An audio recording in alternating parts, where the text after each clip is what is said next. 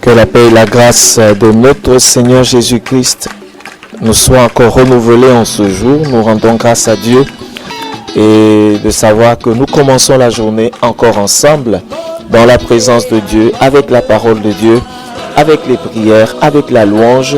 Nous commençons à ouvrir nos cœurs vers le Seigneur. À ce micro, je suis votre serviteur, le pasteur Yves Pout. Je nous donne comme ça le texte que nous allons, les quelques textes que nous allons lire ensemble et sur lesquels nous allons méditer ce jour. Nous irons dans Malachie chapitre 4 du verset 4 au verset 6, Malachie chapitre 4 du verset 4 au verset 6 et Matthieu chapitre 1 du verset 1 à 2, Matthieu chapitre 1 du verset 1 au verset 2. Voilà les deux textes que nous méditerons ce matin. Alors, pendant que vous prenez connaissance du contenu de ces textes et que vous commencez à y méditer, nous allons le faire avec cette mélodie et nous revenons juste après. Non, non, non, non.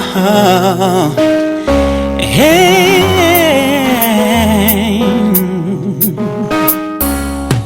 C'est comme quand on retourne souvent en arrière sans regret. Le passé a un peu jauni, mais les couleurs reviennent. Alors l'on fait les yeux fermés, un retour en arrière. Oh, j'espère que je serai toujours avec Jésus-Christ. Non, non, non, non. Yeah. Car je reconnais mes transgressions et mon péché devant toi. Mais tu veux que la vérité soit au fond de mon cœur. Fais donc pénétrer la sagesse tout au fond de mon être. Oh, j'espère que je serai toujours avec Jésus-Christ. Oh, yeah. Non, non, non, non, non, non. C'est vrai, bien souvent j'oublie la joie qui m'a fait quitter les voies de l'enfer. Chaque fois grandir ma foi, n'est pas assez pour ne plus y croire.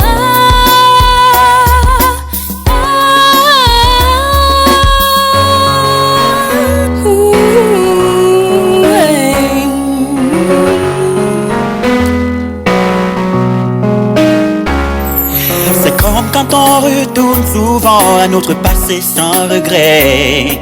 On ouvre les yeux doucement et les couleurs reviennent. un peu plus belle, comme ces années de lumière et de joie passées avec lui. Oh, j'espère que je serai toujours avec Jésus-Christ.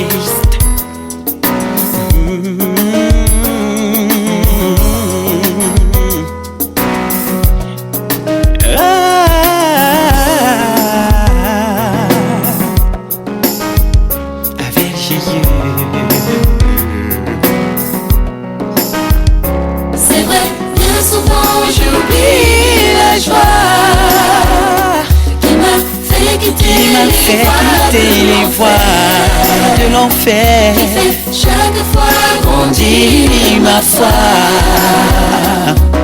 mais pas assez pour ne plus y croire.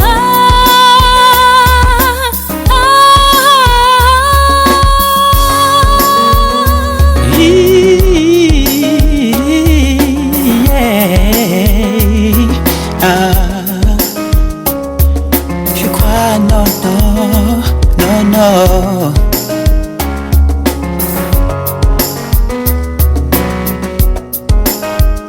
C'est vrai, bien souvent j'oublie la joie qui m'a fait quitter les voies l'enfer.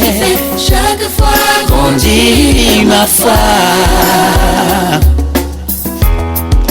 Il est bon pour nous de ne pas oublier la joie qui nous a fait quitter les voies de l'enfer et qui tous les jours nous font grandir avec le Seigneur. Mais il est bon tous les jours de repasser dans notre cœur que les bontés de l'Éternel ne sont pas à son terme et ses compassions, n'est-ce pas, se renouvellent chaque matin. Combien grande est sa fidélité. Voilà les choses que Jérémie dit dans Lamentation 3, qu'il voudrait repasser dans son cœur, n'est-ce pas, au milieu parfois des épreuves, au milieu de certaines difficultés. Il se détermine de repasser dans son cœur que les bontés de l'Éternel ne sont pas à son terme. Il est bon parfois de se souvenir de la joie qu'on a éprouvée quand on est sorti de la voie qui nous conduisait en enfer, la voie du péché, n'est-ce pas? Qu'on se souvienne de cela et qu'on éprouve cette joie et que cette joie nous soutienne dans la marche avec Dieu. Parce qu'on a besoin parfois de nous rappeler de d'où nous sortons pour pouvoir aller avec le Seigneur. Que Dieu vous bénisse. Je rappelle le texte.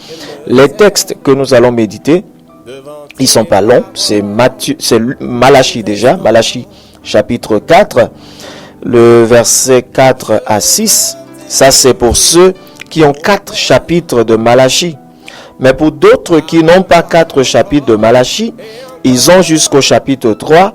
Alors pour ceux qui ont jusqu'au chapitre 3, c'est du 22 au verset 24. Malachie chapitre 3, verset 22 à 24. Pour ceux qui ont 4 chapitres de Malachie, alors là, le verset se trouve, les versets sont dans Malachie 4, versets 4 à 6. Alors je reprends. Malachie 3, versets 22 à 24, pour ceux dont le livre de Malachie s'arrête à 3 chapitres. Et pour les autres qui ont 4 chapitres, c'est le chapitre 4 de Malachie, versets 4 à 6.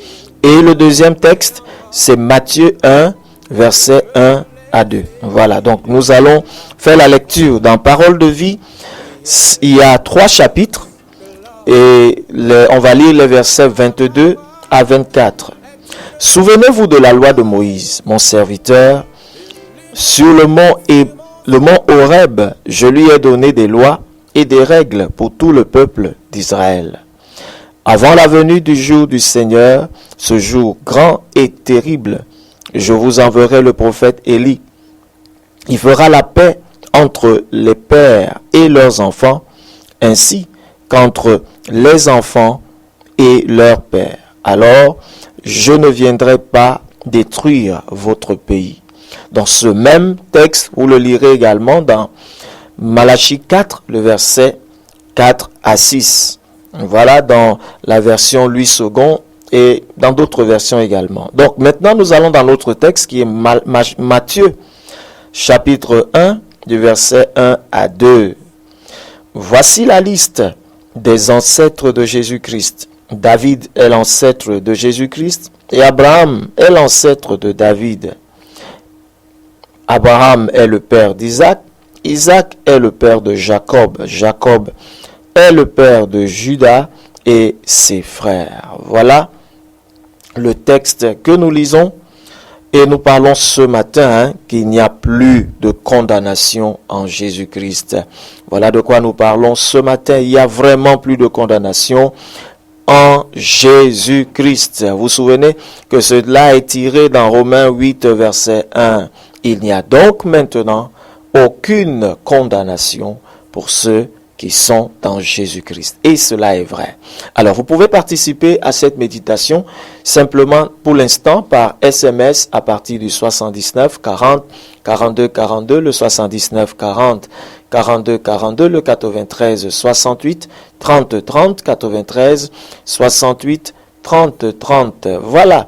Et donc, nous disons une chose qui est très importante. Voyez la conclusion du dernier livre de l'Ancien Testament. Il conclut par quoi? Il parle de ramener le cœur des pères vers les fils. Le Seigneur dit, afin que quand il viendra, n'est-ce pas, que le pays ne soit pas frappé d'interdit, ça c'est Louis II, le pays ne soit pas détruit, en fait, afin qu'il n'y ait pas une malédiction sur le peuple. Pourquoi? Parce que le cœur des pères était éloigné de celui des fils. Et ça fait qu'il y avait donc un brisement, il y avait une inimitié, il y avait une désobéissance, il y avait une rébellion en marche. Et qu'est-ce que ça attire? Quand il y a désobéissance vis-à-vis de Dieu, qu'est-ce que cela attire? Ça attire la malédiction. Et nous pouvons voir donc que l'Ancien Testament ici s'achève avec la malédiction. On voit que le début de l'Ancien Testament également entre dans la malédiction. Dieu crée l'univers, il crée, n'est-ce pas, le monde matériel, il y met Adam et Ève, qu'il crée également, et du chapitre 1 au chapitre 2, tout se passe à merveille. Et au chapitre 3 maintenant, pendant que l'homme commence à vivre et à s'épanouir dans ce jardin, la malédiction entre dans le monde.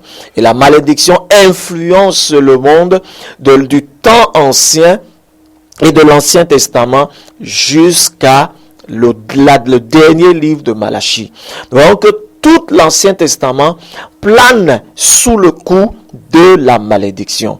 Pourquoi? Paul même le dit dans Romains 7. Il dit, maudit soit, il dit malheur à moi. Pourquoi? Parce que dans ma chair, dans mon corps, il y a une autre loi qui parle et qui a une expression qui est différente de la loi qui est au fond de moi. Cette loi, c'est quoi? Cette loi, en fait, c'est la loi du péché qui opère dans ma vie, qui opère dans mon corps et qui m'empêche, qui m'amène à faire ce qui est différent. Pourquoi la malédiction agissait-elle dans l'Ancienne Alliance, n'est-ce pas? Parce que l'homme ayant péché, la Bible dit que celui qui pêche est esclave du péché. Et dans Galates 3, au verset 13, la Bible nous dit que Jésus-Christ, n'est-ce pas, a pris sur lui notre malédiction quand il s'est identifié à nous à la croix du Calvaire. Il a porté sur lui notre malédiction. Pourquoi? Parce que la loi venait davantage, non pas pour justifier les hommes, mais elle venait davantage pour montrer combien abominable est le péché. Vous voyez? Donc la loi a été donnée pour condamner le péché en l'homme. La loi a été donnée pour montrer à l'homme, n'est-ce pas, son état, n'est-ce pas, déplorable. La loi est venue montrer à l'homme son incapacité. En fait, la loi est venue condamner l'homme. La loi n'est pas venue justifier l'homme. C'est pour ça qu'elle est venue condamner le péché en l'homme. La loi est venue rendre à l'homme la conscience, n'est-ce pas, de son péché, de la gravité de son péché.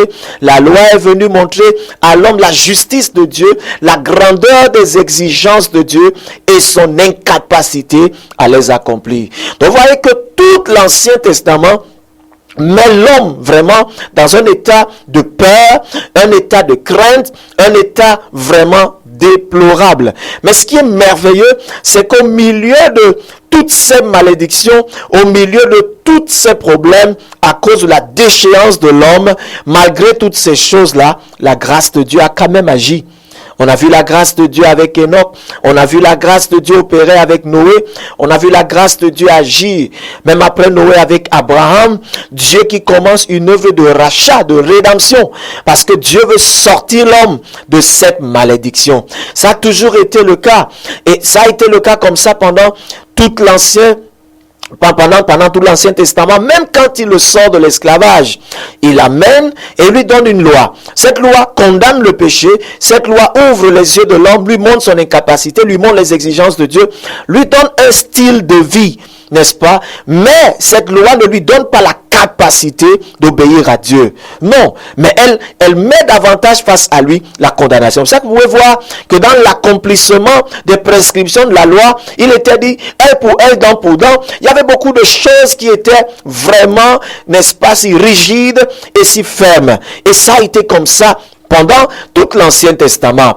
Même au milieu de tout cela, il y en a qui se sont distingués et qui ont cru en Dieu, n'est-ce pas? Quand même, c'était pas facile de croire. Ils se sont distingués par leur foi. La grâce de Dieu les a sortis. On a vu les cas de Ruth, on a vu les cas de Gédéon, on a vu les cas de David, l'homme selon le cœur de Dieu. On a vu plusieurs autres cas. Mais Dieu ne voulait pas limiter les hommes dans un joug de condamnation, de malédiction et autres. Il ne voulait pas que les hommes soient sous cette pression-là. Non, c'est pour ça, bien-aimé, qu'il a prévu, n'est-ce pas, un moyen de salut. C'est pour ça qu'au milieu de cette malédiction, il parlait toujours du salut. Il parlait du jour du Seigneur. Il parlait de sa visitation. Il parlait de cela. Et en Israël, donc, on attendait la venue du Messie, la venue du Shiloh. C'était tout un événement. On attendait et on se disait, il viendra enfin nous délivrer de nos ennemis, de nos oppresseurs. Mais le problème qu'Israël n'avait pas compris, c'est que Shiloh, ou bien le Messie, ou bien le Emmanuel, n'est-ce pas, ne venait pas à forcément les libérer de leurs oppresseurs physiques. Il venait d'abord les libérer de ceux qui les a mis sous la malédiction. Parce que la malédiction entre en jeu, pas par la loi, elle entre en jeu depuis le jardin d'Éden. Et elle fait son parcours tout au long de l'histoire de l'homme avec Dieu, jusqu'à la venue de Jésus-Christ. Elle a opéré parmi les hommes à cause du péché. À cause du péché qui s'est répandu, et elle a opéré parmi les hommes. Elle a fait des désastres parmi les hommes.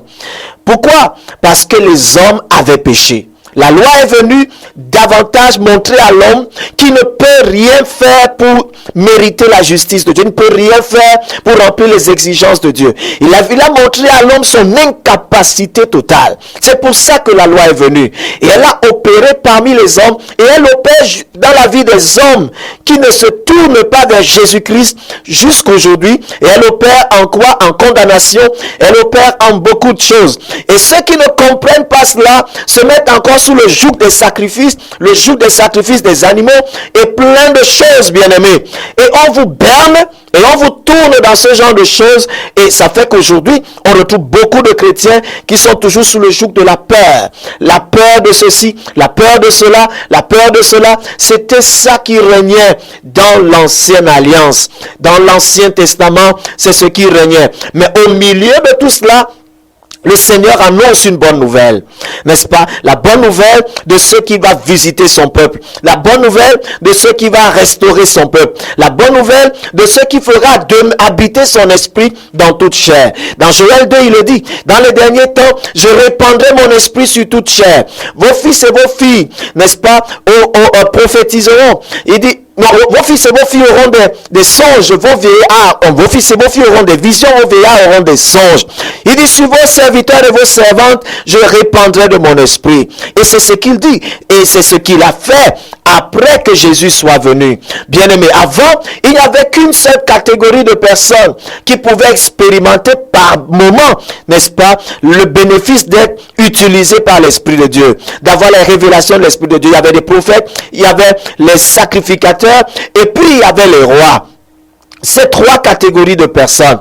Et tous les autres dépendaient d'eux. Mais par la grâce de Dieu, qu'est-ce que le Seigneur fait? On introduit bien le livre de l'évangile de Matthieu en parlant de quelque chose d'important. Qu'est-ce qu'on dit? Voici la liste des ancêtres de Jésus-Christ.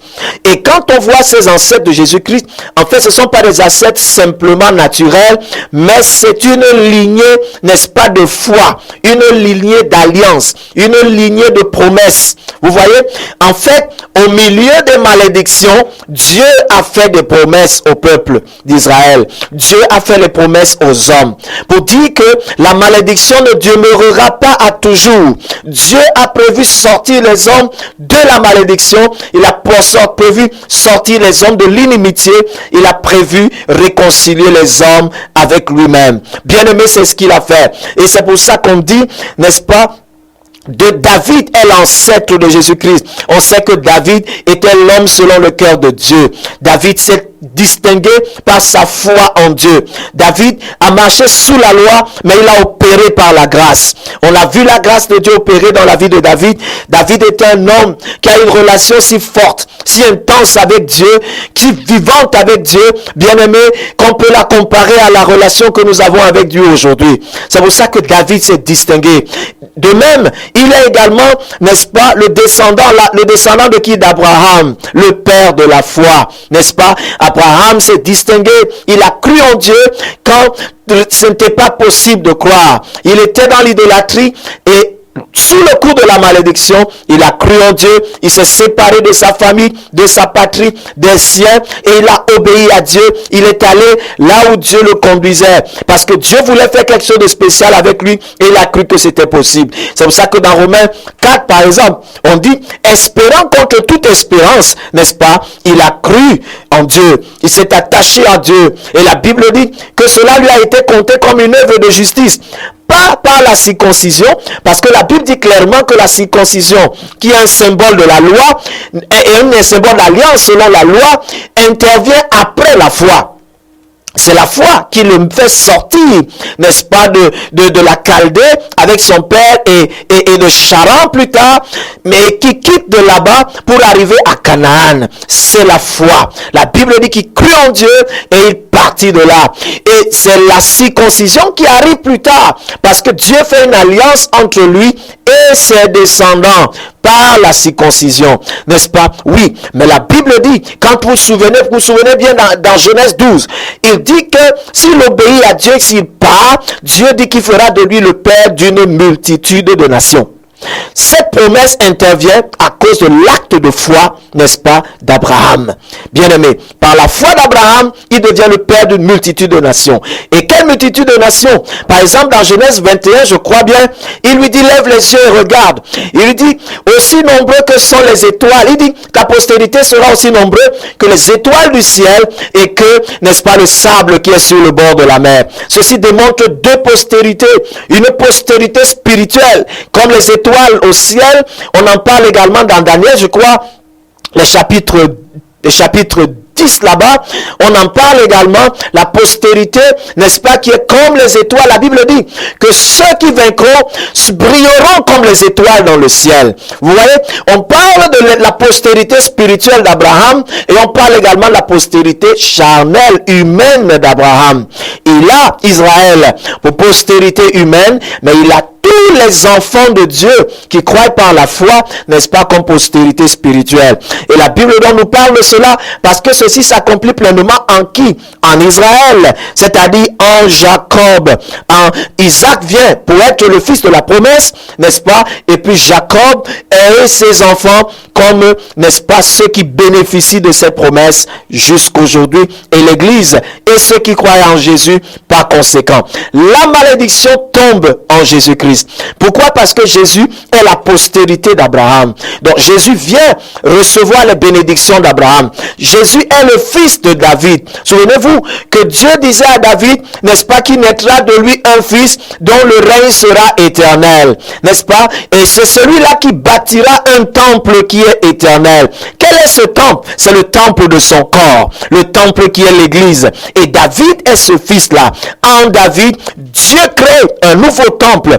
Qui est la postérité de David, le fils de David? C'est Jésus-Christ. Il vient restaurer toutes choses par les promesses de Dieu en David. Il restaure toutes choses par les promesses de Dieu en Abraham, n'est-ce pas? Qui s'accomplissent davantage par la naissance d'Isaac et en Israël. C'est pour ça que quand nous lisons la parole de Dieu, nous verrons toujours que même dans l'Ancien Testament, bien qu'il y ait des malédictions à cause du péché, il y a des promesses qui sont faites à Israël. Et ces promesses-là, n'est-ce pas, ne sont pas seulement pour Israël, mais elles sont pour tous les enfants de Dieu. Elles sont pour tous ceux qui sont les fils d'Abraham. C'est pour ça que la Bible peut nous dire qu'il n'y a donc maintenant aucune condamnation en Jésus-Christ. Aucune condamnation pour ceux qui sont en Jésus-Christ. Et comment sortir du joug de la condamnation? La Bible parle de la réconciliation. La réconciliation avec Dieu, mais la réconciliation déjà avec nous-mêmes. Bien-aimés, le péché attire. Le péché nous sépare de Dieu. La Bible dit dans Romains 3, 23, tous ont péché et sont privés de la gloire de Dieu. Alors, le péché nous sépare de Dieu, on en parlait hier. Le péché nous sépare de Dieu. Et le péché, le salaire du péché, c'est quoi? Dans Romains 6, 23, le salaire du péché aussi, c'est la mort. Donc le péché nous sépare de la gloire de Dieu, nous prive de la gloire de Dieu. Et on lisait hier encore, dans Hébreux 2, de 10 à 18, on voyait que Dieu voulait que tous les siens soient participants de sa gloire. Le péché nous a privés de participer à sa gloire. N'est-ce pas? Le péché a entraîné sur les hommes la malédiction. Jésus vient donc maintenant, et la Bible nous dit dans Galates 3:13, qui porte sur lui cette malédiction-là, que le péché a mis sur les hommes. Tous les hommes qui sont descendants d'Abraham, nés de la chair, d'un homme et d'une femme. Jésus vient, il prend sur lui, n'est-ce pas, ce péché-là, et c'est pour ça qu'il meurt sur la croix. Et c'est pour ça que le salaire du péché s'accomplit en Jésus-Christ. Et quand il meurt, n'est-ce pas, la Bible dit on a lu cela dans Hébreux 2, verset 14, que par sa mort, il anéantit celui qui avait le pouvoir de retenir les hommes humains, n'est-ce pas, sous le coup de la mort, n'est-ce pas, est dominé par l'esprit de mort. Mais par sa mort et sa résurrection, il anéantit Satan, et par sa résurrection maintenant, il donne, n'est-ce pas, la justification. Il déclare non coupables les hommes. Les hommes étaient avant sous le coup de la malédiction parce qu'ils étaient coupables à cause de leur péché. La loi venait leur rappeler leur culpabilité, mais la grâce en Jésus vient leur dire que j'ai payé. Voilà la bonne nouvelle. La bonne nouvelle, c'est que les promesses que Dieu a données dès le départ, en Abraham, en Isaac, en Jacob et en tous les autres, en David et autres, s'accomplissent en Jésus-Christ. Voilà la bonne nouvelle. Pour tous ceux qui sont en Jésus, il n'y a plus de condamnation pour eux. Qu'on ne te berne plus, bien-aimé. Si tu donnes ta vie à Jésus, il n'y a plus de condamnation pour toi. C'est tout. C'est la foi en Jésus qui te libère. La Bible dit nous sommes sauvés par grâce. N'est-ce pas? Nous sommes sauvés par grâce. La Bible dit que cela ne vient pas de nous. Ça ne dépend pas de nos œuvres. C'est un don gratuit. Le don gratuit de Dieu. C'est ça le salut que Dieu nous donne. Simplement parce que tu crois en l'œuvre que Jésus a accomplie sur la croix. Et c'est pour ça qu'il dit, n'est-ce pas, il fallait, n'est-ce pas, que le cœur des pères revienne vers les fils et que le cœur des fils revienne vers les pères. De peur qu'ils ne viennent et qu'ils ne frappent le pays, n'est-ce pas, d'interdit. Pourquoi? Vous vous souvenez que la haine est entrée à cause du péché. Le péché entraîne la haine. Et aujourd'hui, on voit ces mêmes réalités, même dans nos communautés. La haine. Les divisions entre les pères et les fils. Les divisions entre les fils et leur père. On voit dans le foyer, l'homme qui, quand il dort la nuit, le mari regarde à gauche, la femme regarde à droite. Les enfants, la haine, les problèmes d'héritage. On voit tellement de haine dans les cœurs. Et vous savez pourquoi? La Bible dit que ceci est le signe, n'est-ce pas, sont les signes des derniers temps. Dans 2 Timothée 3, de 1 à 7, la Bible en parle, que dans les derniers temps, les hommes seront égoïstes, ils seront fanfarons, ils seront ennemis des gens de bien. Ils aimeront le plaisir plus que Dieu, amoureux de l'argent et de toutes ces autres choses.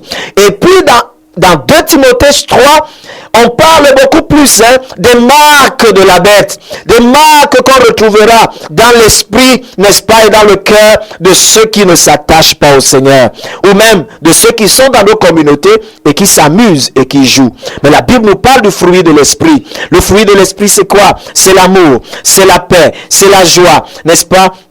C'est la tempérance, n'est-ce pas? Et autant d'autres choses encore, bien-aimés, que le Seigneur nous donne. Et ce fruit de l'Esprit nous vient comment? Quand on reçoit Jésus-Christ comme Seigneur et Sauveur. La venue de Jésus dans notre vie, en tant que Seigneur et Sauveur, n'est-ce pas, nous libère de la condamnation. La Bible dit dans Colossiens 2, 14, l'acte dont les ordonnances nous condamnaient et qui subsistait contre nous, le Seigneur Jésus-Christ l'a effacé en le clouant sur la croix. Voilà la bonne nouvelle, bien-aimés. Jésus est venu effacer l'acte, ce livre, ce registre qui était même auprès de Dieu, qui était et qui existait là où toute ta vie, tes œuvres étaient écrites et qui parlaient contre toi à cause du péché. Jésus est venu par sa mort sur la croix parce qu'il a porté tout ça, tous ceux pour lesquels on te condamnait et qui devant Dieu rappelaient à Dieu la conscience de ton péché. Jésus l'a porté sur lui-même. Et sur la croix, quand il est mort, son sang qui a coulé a effacé ce livre-là. L'a effacé, l'a blanchi. Et il a pris ton nom. Il a effacé dans le livre de condamnation et il a écrit dans le livre de vie. Bien-aimé, c'est pour ça que ton statut a changé de condamné à béni. C'est pour ça que la Bible dit dans Ephésiens 1 que nous sommes bénis de toutes sortes de bénédictions dans les lieux célestes en Jésus. Bien-aimé, la vérité est différente parfois de ta réalité. Et les réalités doivent devenir la vérité. Écoutez, tu vas me dire ce matin, mais pasteur, je ne dors pas bien, pasteur, je souffre de ceci et de cela, n'est-ce pas? Parce que je suis sous le coup de la malédiction. Oui, si tu n'as pas Jésus, tu es sous le coup de la malédiction. Mais si tu as Jésus, certainement tu vis ces choses parce que tu es encore ignorant de la réalité. Pourquoi ignorant de la vérité? Nos réalités parfois sont le coup à grande partie de l'ignorance de ce que depuis que tu es enfant de Dieu, tu n'es pas vraiment allé vers la parole de Dieu pour savoir ce que Dieu dit d'un enfant de Dieu. Tu n'as pas accepté ce qu'il dit, tu n'as pas cru en ce qu'il dit, tu ne l'as pas accepté, tu ne l'as pas gardé avec toi pour que cette vérité te libère. Bien-aimé, pour qu'elle te libère et qu'elle te transforme. Tu ne l'as pas fait. C'est pour ça que ta vie est bizarre, n'est-ce pas? Tu écoutes la parole de Dieu, les promesses de Dieu sont si bonnes, la parole de Dieu est si merveilleuse, mais elle ne reflète pas forcément tes réalités. Écoute, il est important qu'à partir de ce matin, tu comprennes que tu dois saisir la vérité de Dieu et permettre à la vérité de Dieu de transformer tes réalités. C'est par la foi en la parole de Dieu et aux promesses de Dieu que tes réalités changeront également. Bien-aimé, tu peux continuer à voler jusqu'au jour où tu comprends et tu liras la parole de Dieu, tu seras convaincu qu'un enfant de Dieu ne doit plus voler. Tant que tu ne lis pas la parole de Dieu et que tu ne comprendras pas que tu n'es plus la même personne qu'hier, tu continueras à faire les mêmes choses qu'hier et les mêmes réalités continueront à se manifester dans ta vie. Le Seigneur dit que mon peuple est détruit parce qu'il lui manque la connaissance, parce qu'il ne va pas connaître ce que j'ai dit de lui. Il dit que parce que tu as rejeté la connaissance et tu cours vers les charlatans, tu cours vers les diseurs de bonne aventure, tu cours vers les gens qui vont seulement s'appuyer sur essayer d'apporter des calmants dans ta réalité, essayer de te donner des bouteilles d'huile ici, des paroles alléchantes là, qui essaient de dire des choses comme les marabouts. Écoutez, le marabout te dira, n'est-ce pas, ce que tu vis, mais il ne te dira pas comment sortir de là. Le marabout fait un constat de ta vie, mais il ne t'apporte pas la vérité qui te libère. Et bien aimé, aujourd'hui, même dans nos communautés et parmi les soi-disant serviteurs de Dieu, il y en a qui te disent ce que tu vis. Oui, qui ne peut pas? Satan a des démons partout qui peuvent te dire toutes ces choses, mais ils ne te disent pas la vérité dont tu as besoin. Parce que le problème de l'homme, c'est celui du péché. C'est le péché qui sépare l'homme de Dieu. Et c'est le péché comme un sucre qui attire les fourmis dans ta vie. Quand ta vie est sale, bien-aimé, la saleté attire les charançons. La saleté attire les souris, les cancrelats, les fourmis, les moustiques. Et toutes ces choses-là viendront quand ta vie est sale. Quand on te parle d'autre chose, la vérité c'est que ta vie est sale. Et qui peut laver ta vie? C'est Jésus-Christ qui peut laver ta vie. C'est Jésus seul. Et si tu reconnais donc ta situation et tu te tournes vers celui-là, qui est la promesse de Dieu, celui, n'est-ce pas, que Dieu a promis à Abraham, celui dont Dieu a promis à David, celui qui a été promis dans tous les livres et qui est venu en chair, qui est venu, qui a pris ta place sur la croix. Si tu te tournes vers lui de tout ton cœur, tu lui ouvres ton cœur. La Bible dit qu'il viendra chez toi, il va pardonner tes péchés, son sang va te purifier. La Bible dit qu'il va ôter le péché de ta vie. La Bible dit, n'est-ce pas, que par sa venue, il va détruire les œuvres de l'ennemi dans ta vie et le sang de Jésus va te garantir une vie merveilleuse. Il va te donner son Saint-Esprit qui va te sanctifier, qui va te fortifier et qui va te donner d'évoluer de gloire en gloire, de victoire en victoire. Qu'on ne te trompe pas, bien-aimé, le seul salut, le seul chemin, la seule réelle vérité et la seule liberté, c'est d'avoir Jésus-Christ. Bien-aimé, en dehors de Jésus, tu es sous la malédiction. Parce que la malédiction est entrée depuis la Genèse jusqu'à Malachie. Et c'est pour ça que je conclue avec ceci. dans Hébreu, le chapitre 1, n'est-ce pas? Hébreu chapitre 1, je vais vite trouver ce texte pour que nous puissions le lire ensemble et que nous comprenions. Hébreu chapitre 1, n'est-ce pas? À partir du verset 1, que je vais lire rapidement. Hébreu chapitre 1, à partir du verset 1, la Bible dit: autrefois, Dieu a parlé aux ancêtres par les prophètes. Et il leur a parlé souvent et de mille manières. Maintenant, en ces jours qui sont les derniers, Dieu nous a parlé par son Fils. C'est par ce Fils qu'il a créé le monde et c'est lui que Dieu a choisi pour entrer en possession de toutes choses. Toute la gloire de Dieu brille sur lui.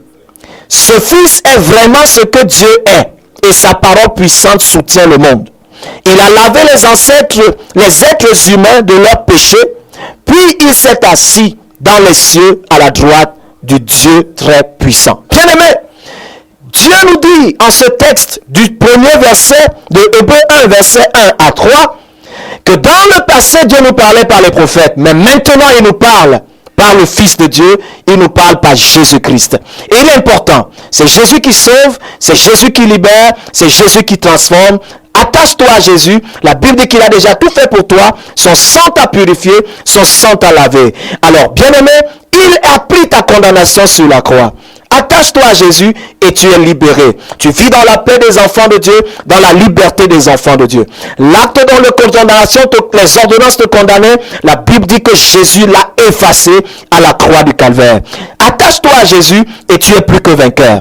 N'est-ce pas? Tu n'as plus rien à craindre de l'ennemi et la vérité de Dieu te libère et te transforme. Attache-toi à sa parole et tu grandiras davantage dans la foi et tu seras un fils de Dieu, le fils manifeste de Dieu dont la création a besoin. Cesse de tourner en rond, cesse de te limiter au lait. Dieu veut que tu grandisses et Dieu veut que tu ailles à des choses excellentes. Dieu est fidèle, bien-aimé.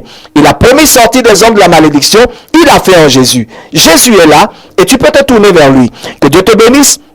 Et dès maintenant, nous attendons vos appels, vos SMS à partir du 79 40 42 42, le 79 40 42 42, le 93 68 30 30, 93 68 30 30. Nous attendons vos appels, vos SMS. Je rappelle que vous êtes sur la radio Vie Nouvelle, la fréquence de vie. Et voilà, nous parlons ce matin d'un thème, il n'y a plus de condamnation en Jésus-Christ. Et ça, c'est vrai, il n'y a plus de condamnation en Jésus-Christ. Bonjour, pasteur. Pourquoi certaines Bibles ont Malachie 4, Malachie chapitre 4, et d'autres... Ah, ok. Bonjour, pasteur. Pourquoi certaines Bibles ont 4 chapitres de Malachie et d'autres 3 chapitres? On a donc ajouté ou retiré quelque chose. Pourtant, la Bible nous l'interdit. Que faire? C'est Helvetiam. Helvetiam, on n'a rien ajouté. Tu sais, au départ, la Bible n'avait ni les chapitres ni les versets. En fait, la Bible était juste une suite de lettres. Maintenant, c'est des traducteurs, à un moment donné, qui ont... Il n'y avait même pas de ponctuation dans les écrits bibliques. Il n'y avait pas. Parce que, vous savez, c'est nous aujourd'hui, là, les longs crayons avec le temps, qui avons mis les virgules, les points virgules, tous ces signes grammaticaux. Là, il n'y avait pas tout ça. C'était, on lisait du début à la fin et puis on comprenait simplement. Parce qu'il faut savoir que ça part, n'est-ce pas, d'un fond du langage, en fait, de l'hébreu, n'est-ce pas? Et à ce moment, ils ne connaissaient pas tout ça. Ils savaient seulement qu'il faut parler. Et on savait que c'est... Vous savez que la première histoire, n'est-ce pas, d'abord, la première communication historique est d'abord orale. Donc c'est parti de l'oral. Après, les gens ont écrit au fur et à mesure. Mais dans l'écriture, ils ne connaissaient pas encore ces différentes choses. Donc, ce qui est important, c'est que, en fait, c'est maintenant, au fur et à mesure, les premières Bibles sont sorties, mais chaque traducteur, à un moment donné, c'est pas qu'on ajoute, il n'ajoute pas. C'est vrai qu'il y a des Bibles aujourd'hui qui ont des ajouts, qui ont des modifications, mais ce qui est important de savoir, c'est que la plupart, par exemple dans Malachie, dont on parle, le chapitre 4, le chapitre 3, vous pouvez le voir aussi dans Job, il y a certaines parties de Job également, et dans d'autres livres où on le trouve. En fait, certains traducteurs ont raccourci, ont pris certains, c'est les mêmes versets qui restent, mais ils ont simplement diminué parfois des chapitres et prolongé d'autres. Donc ça dépend des traducteurs. Ça dépend simplement des traducteurs, mais sinon le contenu est le même.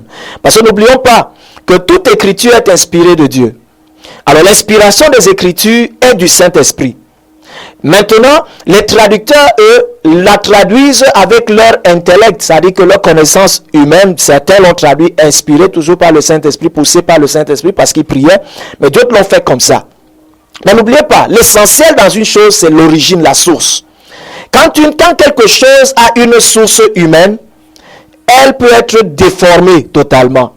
Mais quand une chose a une origine spirituelle, modifie-la comme tu veux. Le fond de vérité restera le même. C'est pour ça que parfois, même dans les Bibles qui ont été totalement falsifiées, truquées, il y a toujours un fond de vérité qui reste. Pourquoi? Parce que la source est bonne. La source qui est la source d'inspiration est bonne. Les traducteurs ont voulu la façonner à leur manière, n'est-ce pas? Mais la vérité de Dieu est restée dans le fond. Et vous allez remarquer souvent que certaines personnes qui cherchaient vraiment Dieu, vraiment le salut, quand ils ont lu même ces Bibles, se sont tournés vers le Seigneur. Parce qu'ils ont pu falsifier, mais ils n'ont pas pu truquer tout. Ils n'ont pas pu tout truquer. Nous prenons cet appel en ligne. Que Dieu vous bénisse. Oui, c'est Radio Vie Nouvelle, n'est-ce pas? Oui. Oui, je suis en train de suivre l'émission que vous donnez. Je suis très heureux. Vous dites que lorsqu'on est en Christ, on est une nouvelle créature. Amen. Amen. Oui, et pourtant, c'est vous qui prêchez régulièrement comment les chrétiens sont liés, comment il faut construire les hôtels, comment il faut bâtir les hôtels pour sortir de telles condamnations et ainsi de suite. S'il vous plaît. Vous voyez qu'on peut être une nouvelle créature et être encore lié. S'il vous plaît. Quel est cet évangile qu'on prêche que le chrétien est lié? S'il vous plaît. Écoutez un peu. Je voudrais savoir, s'il vous plaît. Oui. Votre thème est très intéressant. Oui. Ça me plaît beaucoup. Le développement que vous donnez me plaît beaucoup. Mais je suis seulement étonné de comprendre que il y a certains pasteurs qui prêchent que les chrétiens sont liés, que les chrétiens sont condamnés des malédictions ancestrales et qu'il faut bâtir des hôtels pour pouvoir sortir de tels liens et de tels autres liens. S'il vous plaît. Est-ce que vous croyez que ça c'est la sainte doctrine? S'il vous plaît. Allô? Oui. Limitons-nous à la méditation que nous faisons ce matin. Et évitons d'aller dans d'autres émissions ou d'autres programmes que vous suivez. Si vous avez la possibilité, vous appelez dans... S'il vous plaît, nous avons un temps limité. S'il vous plaît, permettez-moi. Je dis que si vous avez la possibilité dans ces programmes que vous suivez, intervenez et posez-leur la question. Mais ici à la méditation, nous parlons de certains thèmes et nous voulons participer pour être édifiés. On ne veut pas apporter des polémiques à la méditation. S'il vous plaît. Pardon? Dans la méditation, on ne parle pas de la sainte doctrine, on ne parle pas de ce qui est vrai. On parle... Est-ce que Dieu est contradictoire à la méditation? Non, s'il vous plaît, ce que vous dites... La vérité biblique. S'il vous plaît, j'ai dit une chose, nous avons dit une chose, vous avez convenu avec moi. Maintenant, ce n'est pas la plateforme ici de rentrer pour voir ce que les autres pasteurs font. Il est important que si d'autres pasteurs font ce qu'ils font, appelez dans ces programmes-là et posez-leur votre question. Ça nous permet d'éviter le temps et de ne pas être, parce que ce n'est pas une plateforme pour pouvoir juger tel programme ou tel autre. Nous nous limitons au texte, on bénéficie de ce que Dieu nous dit dans ce texte pour nous édifier. Si on le fait comme ça, ce sera vraiment très bien. Quand vous suivez un programme et vous peut-être n'êtes pas d'accord par rapport à une chose, examinez ce qui est dit, appelez celui-là et parlez-en avec lui pendant son programme. Je crois que c'est plus sage de le faire. Est-ce qu'après ce programme, je peux appeler celui qui passe ce programme? D'accord, vous pouvez le faire. Vous pouvez le faire, puisque je crois que très souvent, il passe son numéro. Vous pouvez donc appeler à son numéro et vous en parlerez. D'accord? Je vous ai compris. Nous sommes des enfants de Dieu disciplinés. Mais moi, je dis que chaque programme qui passe à la radio doit être conforme à la sainte doctrine. Il ne doit pas avoir des plages où on dit que c'est des plages pour la méditation. Dans la méditation, on doit dire la vérité biblique. Oui. En toute occasion, quand les autres, on doit dire la vérité biblique. Vous avez raison. La question que je me suis posée, l'exhortation est bonne. Je n'ai pas dit qu'elle est vraiment elle est bonne. Et je dis que si elle est bonne, ne mettons pas d'autres prêches contradictoires à ce que vous êtes en train de dire. S'il vous plaît. Quand on est un enfant de Dieu, on est Romains 1:8. Il n'y a pas de condamnation en ceux qui ont cru. S'il vous plaît. Vous pouvez l'écouter. S'il vous plaît. On est chrétien, on est une nouvelle créature. S'il vous plaît, bien-aimé, écoutez-moi, je vous prie. Et ce que vous dites, je ne dis pas que c'est faux, mais je dis là, c'est pas la plateforme de la polémique. C'est ce que je ne veux pas. Restons dans l'esprit de la méditation. C'est pour ça que j'ai dit, nous sommes dans un texte, édifions-nous davantage, n'est-ce pas? Mais ne rentrons pas dans d'autres choses qui ne sont pas là-dedans, ça ne nous aidera pas. Et puis, ça empêche à d'autres de participer aussi, s'il vous plaît. Bien aimé, ma contribution était juste pour contribuer, ce n'était pas pour apporter une polémique. Bien aimé, ça ne nous avantage à rien. C'était pour apporter mon éclairage. Vous voyez? D'accord, merci. Bon, j'ai oublié de me présenter, je suis le pasteur Nembot. Allô? Oui, je vous écoute. Oui, surtout pas l'autre Nembot que vous connaissez. Ah, d'accord. Bon, je suis le pasteur Nembot, pas le Nembot que vous connaissez. D'accord. C'est parce que le thème m'a intéressé. Oui. Et puis vraiment, j'ai voulu apporter ma contribution. D'accord. Vous estimez que ce n'est pas une contribution, c'est une polémique. Non, s'il vous plaît. Nous, les enfants de Dieu, nous ne gagnons rien en faisant des polémiques. S'il vous plaît. Nous voulons juste aller à la saine doctrine. Pasteur. Allô? Oui. Voilà, s'il vous plaît. J'apprécie votre contribution, mais seulement ce que je veux dire, n'est-ce pas? C'est que quand on contribuons par rapport à ce texte, mais ne faisons pas référence à d'autres émissions. Je dis que quand on veut faire référence à d'autres émissions, c'est plus sage d'appeler à ces émissions-là pour pouvoir intervenir directement ou prendre, noter le numéro du pasteur, l'appeler et en parler. Je crois que c'est plus sage. Bonjour pasteur, est-il vrai que Abraham a eu d'autres enfants avec une femme au nom de Ketura? Bien sûr, après le décès de Sarah. Oui, nous prenons cet appel en ligne. Que Dieu vous bénisse. Je disais tantôt qu'Abraham a eu d'autres enfants avec Ketura, mais c'est après le décès de son épouse Sarah. Bonjour pasteur. Ayant été affranchis du péché, nous sommes devenus esclaves de la justice. Guy Marcelin Gassa à Logbaba, et c'est ce que la Bible dit dans Romains chapitre 6.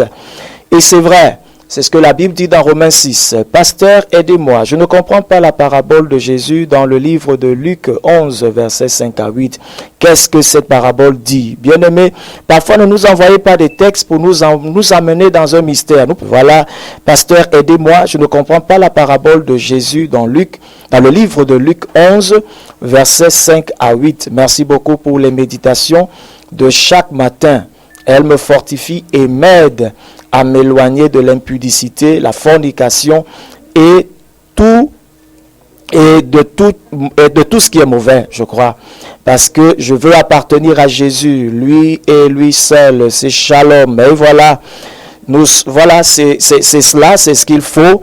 Et nous sommes, je rappelle, les textes de la méditation d'aujourd'hui, c'est Malachie, chapitre 4, du verset 4 à 6, ou bien Malachie, chapitre 3, verset 22 à 24, et Matthieu, chapitre 1, verset 1 à 12. Et nous disons qu'en Jésus, il n'y a plus de condamnation.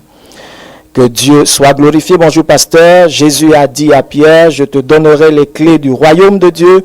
Et Dieu lui a donné le pouvoir de lier et de délier. Mais est-ce vrai que Pierre était le leader des autres apôtres et que lui seul peut lier et délier? Est-ce vrai que les autres chrétiens doivent le faire en accord? Merci. La Bible dit, Cédric, que les autres chrétiens peuvent le faire en accord. Dans ce même texte que tu as cité, quand tu vas au verset 19, il dit que si deux d'entre vous s'accordent pour demander une chose quelconque, il le sera fait. Et quand tu vas dans Matthieu 18, tu vois qu'en fait, on parle d'une situation qui se passe dans l'église, dans les versets qui précèdent. Et la Bible donc dit, quand il leur parle, donc il leur dit, en fait, vous avez le pouvoir d'approuver ou de désapprouver, en fait, une situation, de stopper ou de permettre qu'elle continue. En fait, il donne l'autorité ici, dans ce verset 18, n'est-ce pas? Quand tu compares le chapitre 18 et le chapitre 16, tu vois qu'au chapitre 18, il donne cette autorité à l'église. Au chapitre 16, il parle à celui qui a reçu la promesse. Il dit, tu es pierre et sur cette pierre, je bâtirai mon église. Maintenant, tu vois que quand même il dit, tu es pierre sur cette pierre, d'autres versions disent, tu es pierre et sur ce roc. Tu vois que quand on voit la mention de pierre, il y a un pierre en P majuscule et il y a un pierre en P minuscule.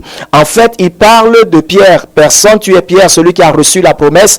Mais sur cette promesse, parce que la promesse que Pierre a reçue n'était pas seulement pour Pierre. Pierre était au milieu des disciples et c'est à lui que Dieu a donné cette révélation. Mais la révélation n'était pas la propriété privée, n'est-ce pas, de celui qui la reçoit. Non, elle est la propriété privée du corps. Dieu peut donner une vision à travers un homme, mais il la donne pour son Église. La vision n'est jamais la propriété privée d'un homme, d'un individu, mais elle appartient à toute l'Église. Donc c'est important. Pierre a une responsabilité, c'est vrai. La Bible dit clairement, n'est-ce pas, l'apôtre Paul même le mentionne, il était l'apôtre, n'est-ce pas, l'apôtre des Juifs, celui qui devait travailler au milieu des Juifs, et Paul, lui, devait travailler au milieu des païens. Et il a reçu la responsabilité, n'est-ce pas, de pouvoir être à la tête des autres, coordonner les autres, les aider. Jésus le dit même, quand il vient le voir, il lui dit, Satan t'a cherché, n'est-ce pas, vous a cherché pour vous cribler, mais il vous dit, vous a cherché vous, n'est-ce pas, pour vous cribler, mais il s'adresse à Pierre directement, il lui dit, quand tu seras converti, affermis tes frères. Donc, il lui donne davantage de responsabilités. Quand vous allez dans Jean 21, c'est pareil. Il lui dit, il attire de côté et il s'adresse à lui particulièrement. Il lui dit, m'aimes-tu, Simon, m'aimes-tu? Vous voyez, il lui dit 3 fois. Il lui dit quoi? Paie mes brebis, n'est-ce pas? Il non, paie mes agneaux 2 fois et paie mes brebis. Il lui dit, et quand Jean arrive de l'autre côté, il lui dit, et celui-là, Jésus dit, mais si je veux qu'il vive pour toujours, quel est ton problème? Et vous verrez que c'est l'apôtre Pierre qui, dans Acte 10, ouvre la porte du salut, n'est-ce pas, aux païens. Donc, elle a une signification humaine, elle a une signification spirituelle. Mais comprenez que les clés sont pour l'Église. Pareil à aujourd'hui, Dieu donne une révélation, a toujours besoin pour agir au milieu des hommes de passer par des hommes. Il peut donner une révélation à quelqu'un, une vision à quelqu'un, mais elle n'est pas sa propriété privée. Parce que la vision est le projet de Dieu dans le monde. Dieu va accomplir un plan, un dessein dans une communauté, une société, dans une nation, n'est-ce pas, dans un plan global. Il passera toujours par quelqu'un qui est disposé, qui l'a choisi d'avance. Pas trop parce que cette personne est trop spéciale, non, mais c'est le choix de Dieu. Mais dès que la vision est connue, elle n'appartient plus seulement à la personne, mais elle devient la propriété de Dieu, du corps de Christ, de l'Église de Dieu.